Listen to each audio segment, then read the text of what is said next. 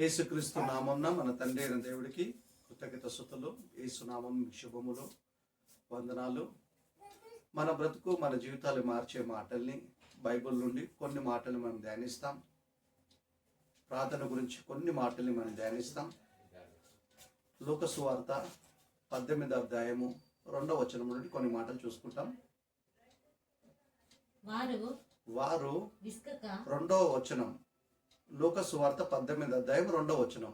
దేవుడికి భయపడకయు మనుషులను లక్ష్య పెట్టకయు ఉండు ఒక న్యాయాధిపతి ఒక పట్టణంలో ఉండెను. ఆ పట్టణములో ఒక విధవరాలును ఉండెను. ఆమె అతని యుద్ధకు తరచుగా వచ్చి నా ప్రతివాదికిని నాకును న్యాయము తీర్చమని అడుగుచూ వచ్చును. అక్కడే ఆగమ్మా కదా. యేసుక్రీస్తు ఉపమానం చెప్తున్నాడు. ఎందుకు ఈ పద్ధతిని ఈ మాటల్ని క్రీస్తు చెప్పాడంటే, మొదటి వచనంలో చూసుకుంటే ఏముంటదంటే, విసుకక మనం ప్రార్థన చేయడానికి ఆ ఉపమానం చెప్తుండు. ఒక పట్టణంలో దేవుడికి భయపడకుండా మనుషులు లక్ష్య పెట్టని ఒక న్యాయాధిపతి ఉన్నాడు. అదే పట్టణంలో ఒక విధవరాలు కూడా ఉన్నది. ఆ విధవరాలు తరచుగా అతని దగ్గరికి వస్తుంది. ఏమని? నాకు న్యాయం చేయమని, నాకు నా ప్రతివాదికి న్యాయం చేయమని. ఏ సమస్య వచ్చిందో ఆ సమస్యకు న్యాయం చేయమని వస్తే, ఈ అన్యాయస్తుడైన ఈ న్యాయాధిపతి తరచుగా ఏమో వస్తున్నా ఇతను మాత్రం పట్టించుకుంటలేడని చెప్పేసి ఆయన రావటం మానలేదు, అడగటం మానలేదు. కనుక ప్రార్థన చేసేటప్పుడు మనకు విసుగు రావచ్చు, అపవాది విసుగు పెట్టొచ్చు కదా. ఎన్నో విషయాలను ఆసక్తితో ఆశతో చేస్తున్న మనము ప్రార్థన దగ్గరికి వచ్చేటప్పటికి ఆ ఆశ, ఆ ఆతృత అనేక సార్లు మనకు ఉండదు, విసుకొస్తుంది. కనుక మనం సంతోషంతో, విశ్వాసంతో, దేవుడి మీద నమ్మకంతో, నిరీక్షంతో మనం ప్రార్థన చేయాలి తప్ప విసుక్కోకూడదు. మనము విసుక్కోకుండా ఉండటానికే యేసుక్రీస్తు ఈ పాఠాన్ని చెప్పాడు. మొదటి వచనం మనం చదువుకుంటే ఏమంటే, వారు విసుకక ప్రార్థన చేయుచుండవు అనటానికే ఈ విషయం చెప్పాడు. ఒకసారి మొదటి వచనం చదువుకుంటాం, చదవమ్మా. వారు విసుకక నిత్యము ప్రార్థన చేయాలి. మనం పరిస్థితులు అనుకూలంగా ఉన్నా, అనుకూలంగా లేకపోయినా, ఎలా పరిస్థితులు మనకున్నా, ప్రతికూలంగా ఉన్నా, అనుకూలంగా ఉన్నా, అనారోగ్యం ఉన్నా, ఆరోగ్యం ఉన్నా, సమస్యలున్నా, సమస్యలు లేకపోయినా కదా. సమస్యలు, ఇబ్బందులు, సుఖ దుఃఖాలు అన్నింటి ఎప్పుడు ఉంటాయి. దేవుడే సుఖ దుఃఖాలు జతపరిచాడు కనుక అవి కంటిన్యూ ఉంటాయి. కనుక మనం నిత్యం ప్రార్థన చేయటానికి ఆయన ఉపమానం చెప్పాడు. వారు విసుకక నిత్యము ప్రార్థన చేయుచుండవలెనని ఆయన వారితో ఈ ఉపమానం చెప్పాను. ఉపమానం అనే పదమే ఉపమానం, కానీ అందులో ఉన్న మన సమాచారం ఏంటంటే, మనం విసుకక ప్రార్థన చేస్తామని చెప్తుండ్రు. అన్యాయస్తుడు న్యాయాధిపతే తరచుగా ఈ స్త్రీ వచ్చి మొరపెడుతున్నప్పుడు, న్యాయం చేయాలనుకున్నప్పుడు న్యాయాధిపతి అనే దేవుడు మౌనం ఊరుకోడు. కనుక మనం దేవుణ్ణి అపార్థం చేసుకోకుండా, తొందరపడకుండా, ఓపికతోని, సహనం కలిగి మనం దేవుడికి మొరపెట్టాలా. ఎప్పుడు అంటే అప్పుడప్పుడు కాదు, నిత్యం మనం ప్రార్థన చేయాలి. అందుకే యేసుక్రీస్తు ఈ ఉపమానం ద్వారా మనకు ఒక పాఠం చెప్పబోతున్నాడు. చదవమా. దేవుడికి భయపడకయు మనుషులను లక్ష్య పెట్టకయు ఉండు ఒక న్యాయాధిపతి ఒక పట్టణంలో ఉండెను.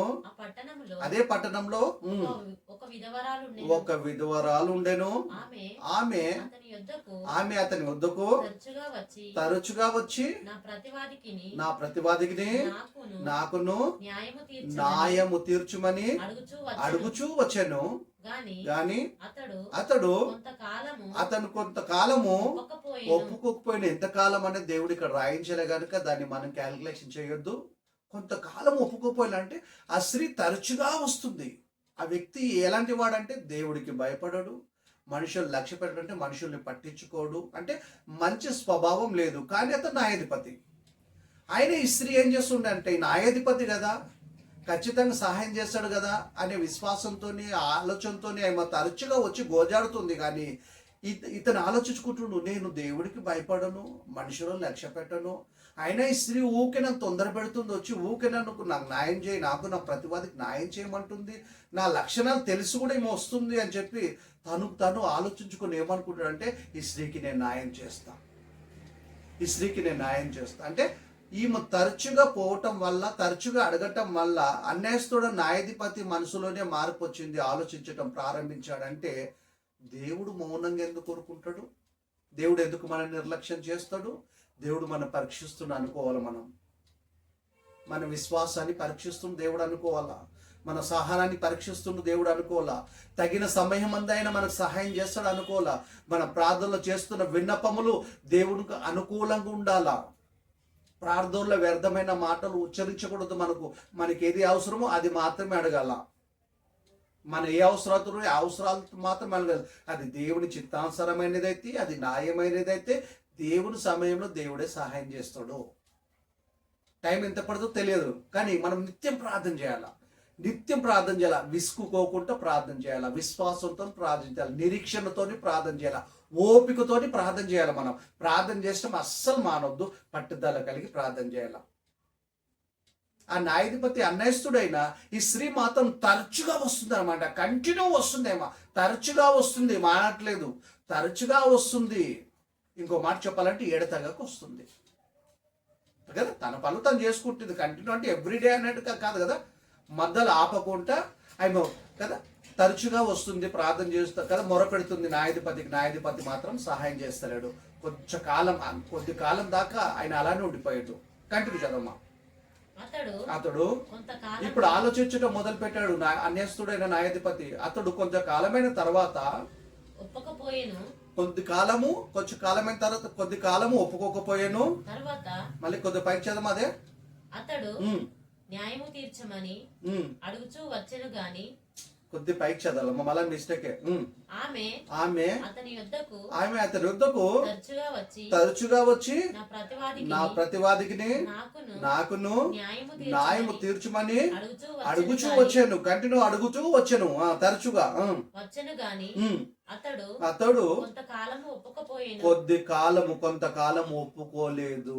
అంటే ఎంతకాలం పట్టిందో మనకు తెలియదు, కానీ ఈమె మాత్రము తరచుగా గోజాడుతుంది, తరచుగా న్యాయాధిపతి దగ్గరికి వస్తూనే ఉంది. అంటే ఈ న్యాయాధిపతి ద్వారా మనకు ఈ విధవరాలు స్త్రీ ద్వారా న్యాయాధిపతి ద్వారా దేవుడు మనకు ఒక పాఠాన్ని నేర్పబోతుండు. ఏంటంటే తరచుగా ప్రార్థన చేయాలి, నిత్యం ప్రార్థన చేయాలి, విసుకుకోకుండా ప్రార్థన చేయాలి, ఓపికతోని ప్రార్థన చేయాలి, నిరీక్షణతోని మనం ప్రార్థన చేయాలి. విసుకోవద్దు. కంటిన్యూ చదమ్మా. తర్వాత అతడు అతను ఆలోచిస్తాడు కొద్ది కాలం తర్వాత, నేను దేవుడికి భయపడకయో మనుషులను లక్ష్య పెట్టకయో ఉండినను ఈ విధవరాలు నన్ను తొందర పెట్టుచున్నది గనుక ఆమె మాటికి వచ్చి నన్ను గోజాడకుండునట్లు ఆమెకు న్యాయము తీర్చునని తనలో తను అనుకోని. టైం పట్టింది. అంటే ఈమె తరచుగా రావటం వల్ల, గోజాడటం వల్ల, తరచుగా వచ్చి ఆయనను మొరపెట్టడం వల్ల, ఆయనను అడగటం వల్ల నాకు మన ప్రతివాదికి న్యాయం తీర్చమని అతను బాగా ఆలోచించుకున్నాడు. అంటే ఈమె సహనం, ఈమె ఓపిక, ఈమె పట్టుదల, ఈమె విధానము ఆ అన్యాయస్తుడైన న్యాయాధిపతి ఆలోచించటం ప్రారంభించాడు. నేను దేవుడికి భయపడను, మనుషులను లక్ష్య పెట్టను కనుక ఈమె మాటికి వచ్చి నన్ను గోజాడుతుంది కనుక ఈమెకు నేను న్యాయం చేస్తా అని తన మనసులో తను అనుకున్నాడు. అంటే అన్యాయస్తుడు న్యాయాధిపతి మనసులో మార్పు వచ్చేంత వరకు ఈమె మారలేదు. కదా వెళ్ళటము, అడగటము, నాకు నా ప్రతివాదికి న్యాయం చేయి, న్యాయం తీర్చమని అడగటం మానలేదంటే ఈమెకు ఏముంది? ఓపిక ఉంది.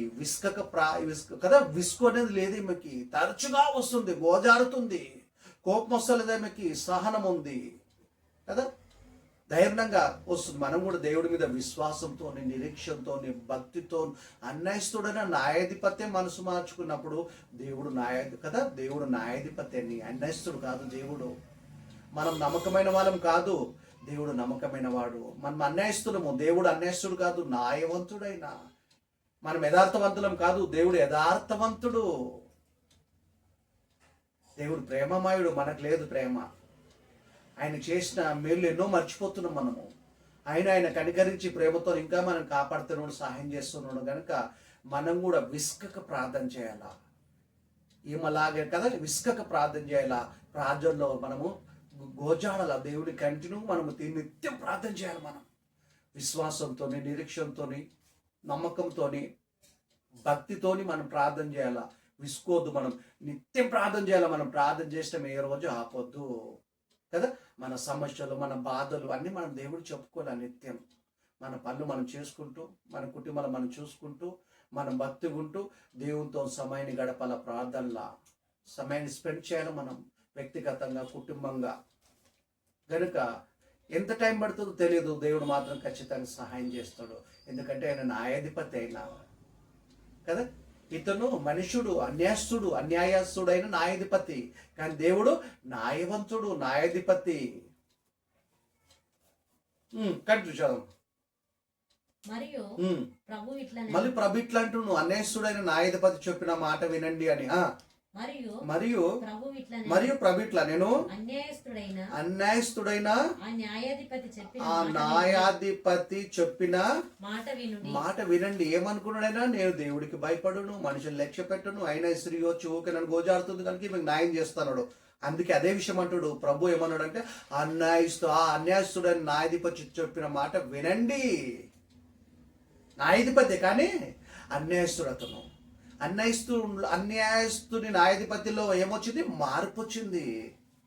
ఈ స్త్రీ తరచుగా ప్రార్థన చేయ కదా, తరచుగా పోయి అడగటం వల్ల కదా, గోజాడటం వల్ల, ఊరికి ఆయన దగ్గరికి వెళ్ళటం వల్ల ఆయన మనసు మార్చుకున్నాడు. అప్పుడు అనుకుంటుండే ఆయన, నేను దేవుడికి భయపడను, మనుషులు లక్ష్య పెట్టను, ఆయన స్త్రీగా వచ్చి నన్ను గోజాడుకుంటున్నట్లు ఈమెకు నేను న్యాయం చేస్తాను మనసులో అనుకున్నాడు. అందుకే అంటున్నాడు ప్రభు, అన్యాయస్తుడన్న న్యాయాధిపతిని చెప్పిన మాట వినుడి. దేవుడు తాను ఏర్పరచుకుని వారు దివారాత్రములు తన గురించి మొరపెట్టుకొని చుండగా వారికి న్యాయం తీర్చడా. దివారాత్రములు ప్రార్థన చేయాలి. మనం దివారాత్రములు వాక్యం చదవాలి, దివారాత్రములు వాక్యాన్ని ధ్యానించాలి, దివారాత్రులు భక్తిగా ఉండాలి, దివారాత్రులు మన కుటుంబ ప్రార్థనలు ఉండాలి, దివారాత్రులు వ్యక్తిగత ప్రార్థనలు ఉండాలి, దివారాత్రులు ఆత్మీయంగా జీవించాలి మనము. అప్పుడప్పుడు కాదు, నిత్యం అంటారు దీన్ని. నిత్యం కదా. తను ఏర్పరచుకున్నట్టు లోకం నుండి మనల్ని ఏర్పరచుకున్నాడు.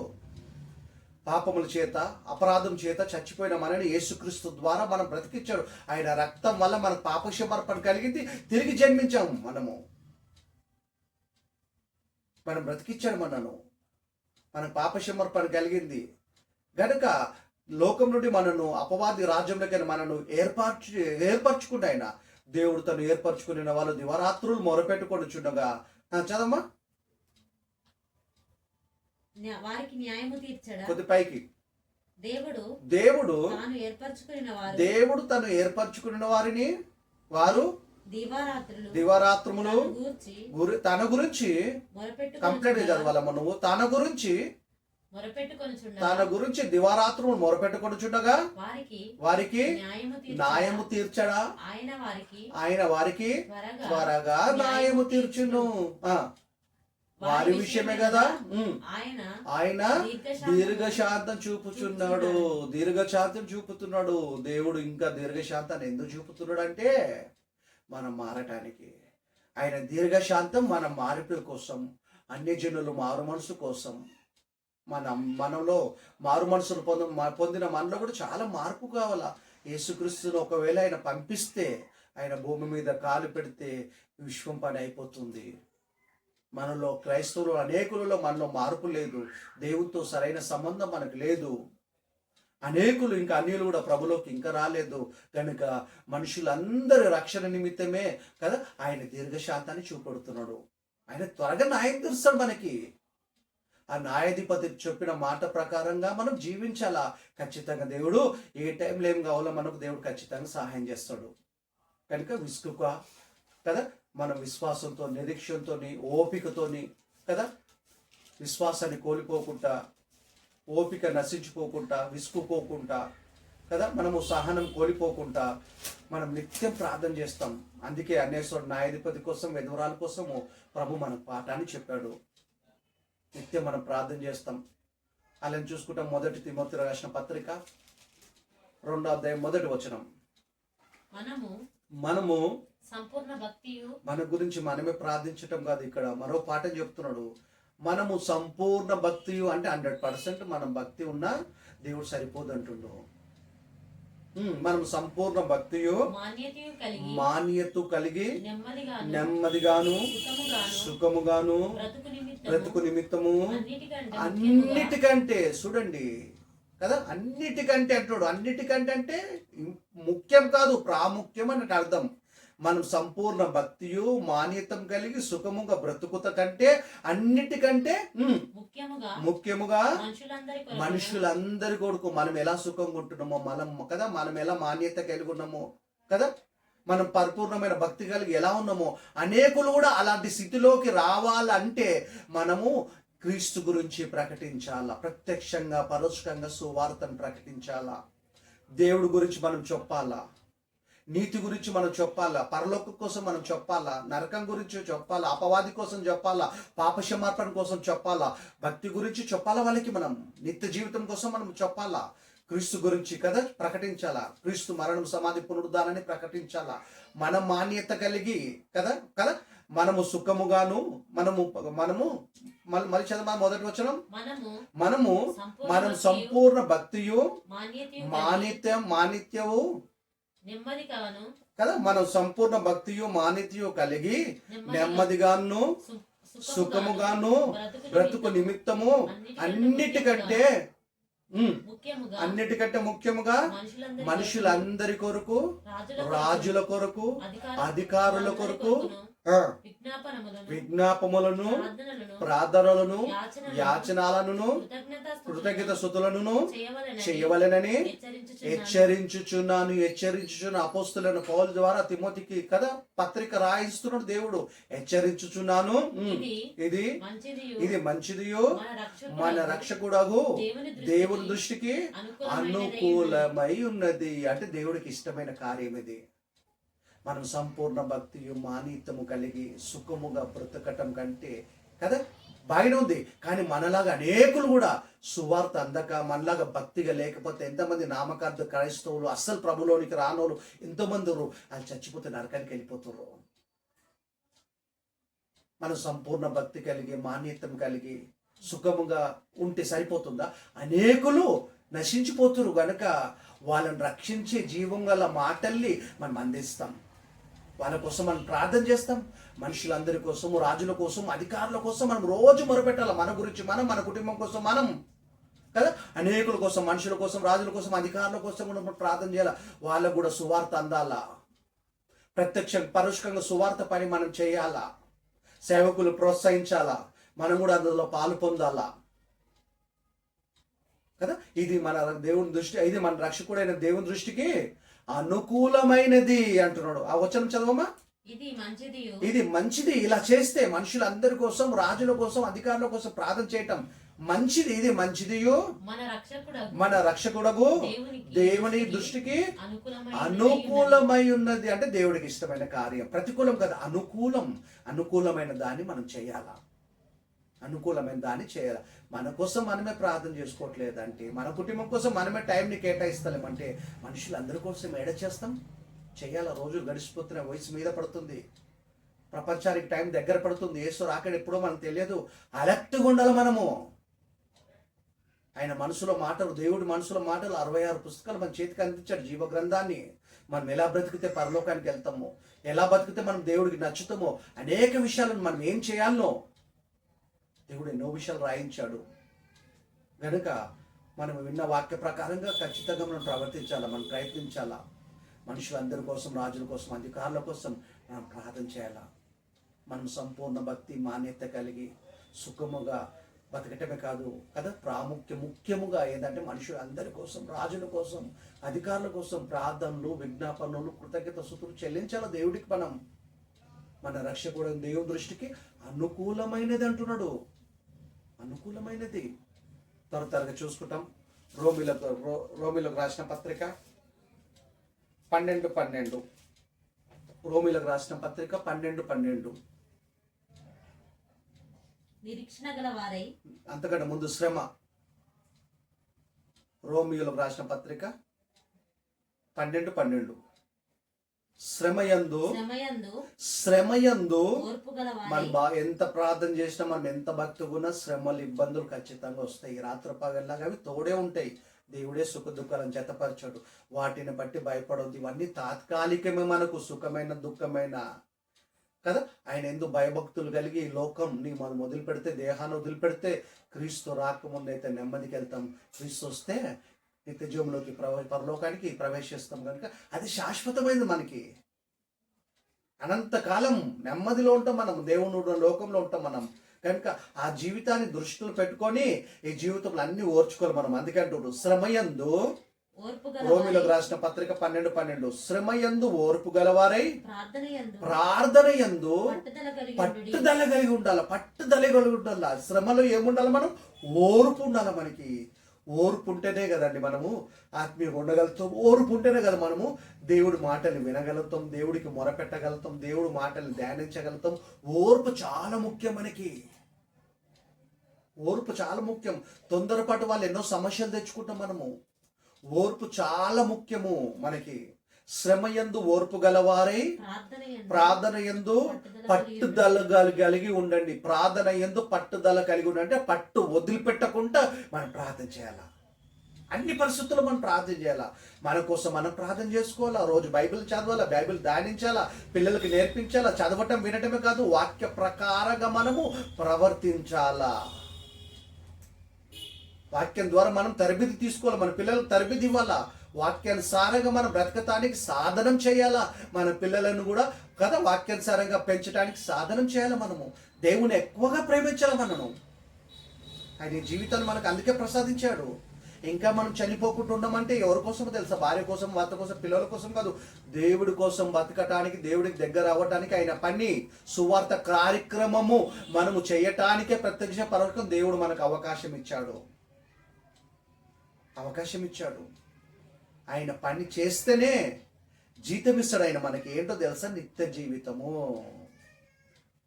ప్రతి వానికి వాని క్రియల చొప్పున నేను సిద్ధపరిచి జీతాన్ని తీసుకొని వస్తున్న పోవాలంటే ప్రకటన గ్రంథంలో క్రీస్తు అంటాడు ఆ మాట. జీతం అంటే ఏంది? నిత్య జీవితం అంటే మనకి. ఆయన సువార్త పని చేస్తే ఈ భూమి మీద మన మీదో కష్టపడి 8 గంటలు 12 గంటలు చేస్తే కరెన్సీ ఇస్తుంది, బతకడానికి అవసరం పడుతుంది లోకంలో. మళ్ళీ దేవుడు పని చేస్తే ఆయన ఇచ్చే జీతం ఏంటో తెలుసా? నిత్య జీవితం, పరలోకం, నిత్యం. నరకం నుండి తప్పించబడతాం మనం కనుక ఆ పరలోకం కోసం, నిత్య జీవితం కోసం, దేవుడున్న లోకం కోసం కదా మనము ప్రయాసపడాలా, కష్టపడాలా. మన పనులు మనం చేసుకుంటూ, మనం భక్తిగా ఉంటూ, మనుషులందరి కోసం, రాజుల కోసం, అధికారుల కోసం ప్రార్థనలు విజ్ఞాపన చేయాలా. దేవుడికి కృతజ్ఞత స్తుతి చెల్లించాలా. పట్టుదల కలిగి ప్రార్థన చేయాలా. నిరీక్షణ కలిగి ప్రార్థన చేయాలా. విస్కక ప్రార్థన చేయాలా. కంటిన్యూ కదా నిత్యం దేవునితో గోజాడాలి మనం. దేవుడు న్యాయాధిపతి అయినా ఆయన మనసు కదా అన్యాయస్తుడు న్యాయాధిపతి మనసు మార్చుకొని ఎదురువాళ్ళకు సహాయం చేయాలనుకున్నప్పుడు దేవుడు ఎందుకు మౌనం ఊరుకుంటాడు? తను ఏర్పరచుకున్న వారు దివారాత్రులు మొర పెడుతుంటే ఆయన త్వరగా వారికి న్యాయం తీర్చును. వారి విషయం కదా దీర్ఘశాంతం చూపెడుతున్నాయన కదా. ఆయన దీర్ఘశాంతము మనుషులందరి రక్షణ కోసమే, క్రైస్తవుల మార్పు కోసమే ఆయన దీర్ఘశాంతం చూపెడుతుండు. యేసుక్రీస్తుని ఖచ్చితంగా ఆయన రాలేక కాదు, ఈయన పంపలేక కాదు, మనుషుల మార్పు కోసమే ఇంకా దేవుడు దీర్ఘశాంతం చూపెడుతుండు. ప్రేమ గలవాడైనా కనుక మన మనుషులందరి కోసము, రాజుల కోసం ప్రార్థన చేస్తాం, మన కోసం మనం ప్రార్థన చేస్తాం, మనం భక్తి కలిగి జీవిస్తాం, మన పిల్లల్ని భక్తిగా పెంచుతాం. సీరియల్ మీద కూర్చోకండి దయచేసి. ఒకవేళ మీకు ఎవరికైనా అలవాటు ఉంటే ఫోన్లోకి ఎక్కువ కనెక్ట్ కాకండి. వేరేతో కదా సిస్టర్లతో ఎక్కువ ఏవో అనవసరమైన పనిమల మాటలు డిస్కషన్ చేయకండి కదా. మీకు టైం ఉన్నప్పుడైతే మీ పిల్లలు కూర్చోపెట్టుకొని మీరు ప్రార్థనలు గడపండి. పాటలు నేర్చుకోండి, పాటలు పాడండి, వాక్యం నేర్చుకోండి, పిల్లలకు నేర్పించండి. దేవుడికి మరింత దగ్గర అవుతాం మనము. దేవుడు చల్లని చూపు మన మీద, మన కుటుంబం మీద ఉంటుంది. భార్య భర్తలు చీటి మాటి గొడవలు పడకండి, చొప్పుడు మాటలు ఏంటి, సమస్యలు తెచ్చుకోకండి, మనసు బాధ పెట్టుకోకండి. అపవాది ఎన్నో చిచ్చులు పెడతాడు. అవన్నీ ఎవరు ఏమనుకున్నా వదిలిపెట్టండి, వదిలేస్తాం. దేవుడు చూసుకుంటాడు వాళ్ళని. అవన్నీ మనసులో పెట్టుకోవటం వల్ల నిత్యం మనం ప్రార్థన చేయలేం, భక్తిగా ఉండలేం, సంతోషంగా ఉండలేం. మనం సంతోషంగా ఉండాలని దేవుడు అంటుండు. సంతోషంగా ఉండకపోతే ఆరోగ్యం పారైతుంది. వైద్యశాస్త్ర ప్రకారం శాస్త్రవేత్తలు చెప్తున్నారు. కనుక మన ఆరోగ్యంగా ఉండాలని తెలుసు కనుక మన దేహాన్ని నిర్పించి దేవుడే కనుక ఆయన చెప్పాడు ఆరోగ్యంగా ఉండండి, సంతోషంగా ఉండండి అని చెప్పాడు. ఎప్పుడు మనకి మన బాడీ సిస్టమ్ అంతా ఆయనకు తెలుసు కనుక పద్ధతి కదా. దేహాన్ని నిర్మించి మన దేహం గుణం ఆయనకు తెలుసు కనుక ఎల్లప్పుడూ సంతోషం ఉండండి, ప్రభునందు ఆనందించి మన ఆయన చెప్తే అపవాది కాడు మనల్ని ఆనందించనివ్వడు. మన ఆరోగ్యాలు పాడు చేస్తాడు, మన ఆత్మీయతను పాడు చేస్తాడు వాడు. దేవుడికి మనం దూరం చేస్తాడు, నరకానికి ఇడ్చుకెళ్ళడానికి ప్రయత్నం చేస్తాడు. అందుకే కదా దేవుడేమో కదా, తన పిల్లలు తనతో ఉండాలనుకుంటున్నాడు కనుక మనం ప్రతిరోజు నిత్యం మనం ప్రార్థన చేస్తాం. మన గురించి మనము రోజు వాక్యం చదువుతాం, వాక్యం ధ్యానిస్తాం, చదువు రాని వాళ్ళమైతే ప్రార్థన చేస్తాం, వాక్యం వింటాం కదా, బలపడతాం, భక్తిగా ఉంటాం. భక్తిగా ఉండటానికి, వాక్యం వినటానికి కదా చదువు అవసరం లేదు కదా, చదవటానికి మాత్రమే చదువు కావాలా. దేవుడికి చదివిన వాళ్ళే కాదు, చదువు రాని వాళ్ళు కూడా కావాలా. ప్రయత్నం చేస్తాం, చదువు నేర్చుకుంటాం, ఆయన మాటలు చదువుతాం, పరలోక విద్యను మనం నేర్చుకుంటాం, మన పిల్లలకు నేర్పిస్తాం. కనుక మన పట్టుదల కలిగి మనం ప్రార్థన చేస్తాం. అపొస్తలుల కార్యములు 2:41 వచనం, చివరి వచనం. కాబట్టి అతని వాక్యము, అపొస్తలుల కార్యములు 2:41 వచనం. కాబట్టి ఇది సందర్భం ఏంటంటే పెంతెకోస్తు దినం నాడు పరిశుద్ధాత్మను ఆహ్వానం జరిగినప్పుడు 12 మందిలో కదా ఒకడైనా కదా పేతురు లేచి 11 మందితో ఒకడిలో లేచి 11 మందిలో 12 మందిలో ఒక్కడు లేచి వాక్యం చెబుతుండగా ఇంచుమించు 3000 మంది వాక్యాన్ని ప్రభుని అంగీకరించి నమ్మి బ్యాప్టిజం తీసుకొని చేర్చబడారు, క్రీస్తు రాజ్యంలోకి వచ్చారు. సందర్భం ఇది. మొట్టమొదటిగా రాజస్థాపన, సంఘస్థాపన అప్పుడే జరిగింది. పెంతెకోస్తు దినం నాడు యేసుక్రీస్తు వెళ్ళిపోయిన తర్వాత పరిశుద్ధాత్మను ఆహ్వానం జరిగినప్పుడు జరిగింది ఆ సందర్భం. అపొస్తలుల కార్యములు 2:41 వచనం. కాబట్టి అతని వాక్యము పేతురు గారు వాక్యం చెప్పినప్పుడు, పేతురు వాక్యం చెప్పినాడు, అతని ఆ వాక్యం అంగీకరించిన వారు బాప్టిజం పొందిరి. ఆ దినమందు ఇంచుమించు 3000 మంది చేర్చబడిరి. వీళ్ళని ఏర్పాటు చేసుకుండు, మనలాగా మనం కూడా అలానే ఏర్పాటు చేసుకురు, చేర్చబడిరి. లోకంలో నుండి క్రీస్తు రాజ్యంలోనికి, చీకట్ల నుండి దేవుని వెలుగులోనికి, మరణంలో నుండి జీవములోనికి, అజ్ఞానంలో నుండి జ్ఞానంలోనికి, అపవాది అధికారంలో నుండి క్రీస్తు అధికారంలోకి చేర్చబడిన వాళ్ళను మనను ఆయన క్రీస్తు రాజ్యంలోకి చేర్చుకున్నాడు. ఆయన తండ్రి అయిన దేవుడు క్రీస్తు త్యాగం, ఆయన ప్రాణాన్ని పెట్టాడు, ప్రాణాన్ని అర్పించాడు మన కోసం, మన పాపాలను క్షమించటానికి, పాపముల చేత అపరాధం చేత చచ్చిపోయిన మనం బ్రతికించటానికి, దేవుడికి దగ్గర చేసడానికి, అబ్బా తండ్రి అని ప్రార్థన చేసే అర్హత మనకి ఇవ్వటానికి క్రీస్తు బలయ్యాడండి. కనుక పేతురు వాక్యం చెబుతుంటే ఆయన వాక్యం అంగీకరించిన వారు ఇంచుమించు 3000 మంది బ్యాప్టిజం తీసుకున్నారు. మనం కూడా వాక్యం ద్వారా దేవుడు మనతో మాట్లాడాడు. నిత్యం మనం ప్రార్థన చేయడానికి, విసుకక ప్రార్థన చేయడానికి, కదా నిత్యం గోజాడటానికి, దేవునితో ఆత్మీయంగా ఉండటానికి పట్టుదల కలిగి మనం ప్రార్థన, శ్రమల యందు ఓర్పు కలిగి ప్రార్థనలో పట్టుదల కలిగి మనం ఉండాలని మనం నేర్పటానికి దేవుడు ఈ పాట వెళ్తాడు. ఈ వాక్యం ద్వారా మనతో మాట్లాడుతున్నాం కనుక మనం అంగీకరిస్తాం దేవుడు నాతో మాట్లాడాడని. కంటిన్యూ చదువు అదే మాట వచనం. అపొస్తలుల కార్యము 2:41. కాబట్టి అతని వాక్యము అంగీకరించిన వారు బాప్టిజం పొందిరి. ఆ దినమందు ఇంచుమించు 3000 మంది చేర్చబడిరి, క్రీస్తు రాజ్యంలోకి, సంఘంలోకి చేర్చబడిరి. వీరు అపోస్తుల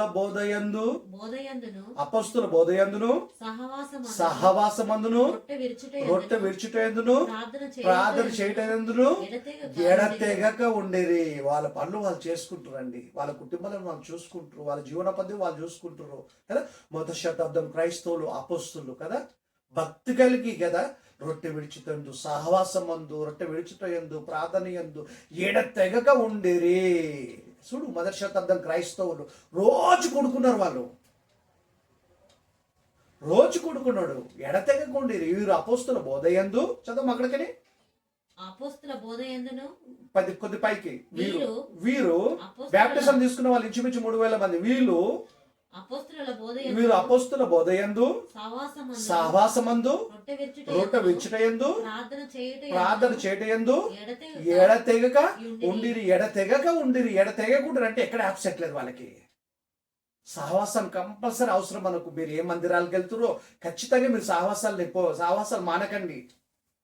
సహవాసాలు మానటమే కాదు, మీరు మానకండి. రెండోది, మీరు ఇంట్లో కూడా కూడుకోండి. మీకు అవకాశం ఉన్నప్పుడంతా ఇంకెక్కడ గృహ కూడికలు ఉంటే మీరు ఆ కూడికలు కూడా మీరు అటెండ్ అయ్యి మీరు బలపడండి. కానీ ఒక్కటి మోస్ట్ ఇంపార్టెంట్, మీకు అందుతున్న బోధ అపోస్తుల బోధన కాదా? సత్యం మనకు సత్యం అందుతుందా లేదా? మన చెప్తున్న బోధకుడు సత్యాన్ని చెప్తున్నారా తప్పుడు బోధలు చెప్తున్నారా? చదవగలిగిన వాళ్ళు బైబిల్ని బాగా పరీక్షించండి, పరిశోధించండి. వాళ్ళు చెప్తున్న బోధ బైబిల్ ఉందా లేదా పరిశోధించి సత్యాన్ని గ్రహించి సత్యంలో ఉండండి. మీరు తప్పుడు బోధ అందుతే, తప్పుడు బోధలు యాక్టివేట్ అయితే నిత్య జీవం కోల్పోతాం. మనకు అందుతున్న బోధ కరెక్టా కాదా కూడా మనం గ్రహించి సత్యంలోనూ మనం ఉంటాం. కనుక విసుకక నిత్య ప్రార్థన చేస్తాం. సహవాసం మానొద్దు, రొట్టె విడుచుట మానొద్దు కదా. ఏ దిన మ్యాక్సిమం మనం సహవాసం మానకుంటూ ఉండటానికి మీరు ప్రయత్నం చేయండి. మన సహవాసము ఆయన కదా తండ్రితో కూడా ఉంది, ఆయన కుమారుడైన క్రీస్తుతో కూడా ఉంది కదా. దేవునితో మన సహవాసం. అనేకులు చర్చిలకు రకరకాల పేర్లు పెట్టుకోరు. మీరు ఏ సహవాసం అంటే బ్యాప్టిస్ట్ సహవాసం అంటారు కొందరు, ఎబ్రోన్ సహవాసం అంటారు కొందరు, సిఎస్ఏ సహవాసం కొందరు అంటారు, పెంతుకోసు సహవాసం కొందరు అంటారు. కానీ బైబిల్ ఏముంది? మన సహవాసం తన కుమారుడితో ఉండటానికే కదా. తన కుమారుడితో సహవాసం ఉండటానికి తండ్రి అయిన దేవుడు మనల్ని పిలిచాడు. మన సహవాసం అయితే తండ్రితో కూడాను కుమారుడితో కూడా ఉన్నది. కనుక బైబిల్లో లేని పేర్లు పెట్టడం, బైబిల్లో లేని బోధలు కూడా అందుతున్నాయి కనుక, కల్తీ బోధ చాలా అందుతుంది కనుక మనకి కదా. బోధ విషయంలో కూడా చాలా జాగ్రత్త ఉంటాం మనము కదా. పాస్టర్ విషయంలో, సంఘం విషయంలో, సంఘస్థుల విషయంలో, సంఘం విషయంలో మనకు ఉంటే అభిప్రాయం, మంచి అభిప్రాయం ఉంటే ఉండొచ్చు.